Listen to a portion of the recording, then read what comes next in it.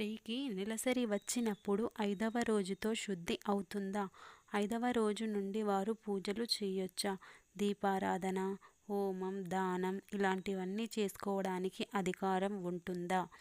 శుద్ధి అయినట్టేనా అని చాలామంది అడుగుతున్నటువంటి మాట. మొదటి 3 రోజుల్లో కూడా స్త్రీకి రజదోషం ఉంటుంది కాబట్టి ఎట్టి పరిస్థితుల్లోనూ పూజా కార్యక్రమాలలో పాల్గొనకుండా ఉండడమే మంచిది. 4వ రోజు కూడా దేవుడికి దీపారాధన చేసుకోవడానికి, తాంబూలం పుచ్చుకోవడానికి ఇలాంటివి వేటికి పనికిరాదు. కనుక ఎటువంటి దైవ కార్యాలలో పాల్గొనకుండా ఉండాలి. ఎట్టి పరిస్థితుల్లోనూ కుంకుమను ధరించడం, కాళ్ళకి పసుపు రాసుకోవడం, గంధం పెట్టుకోవడం వంటివి చేయకూడదు. 5వ రోజు వచ్చేసరికి పూర్తిగా శుద్ధిరాలు అవుతుంది.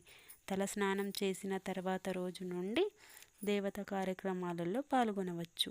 అప్పటి నుంచి నిత్య దీపారాధన చేసుకోవచ్చు. కానీ కొంతమందికి 5వ రోజు కంటే ఎక్కువ రోజులు రక్తస్రావం అవుతూ ఉంటుంది.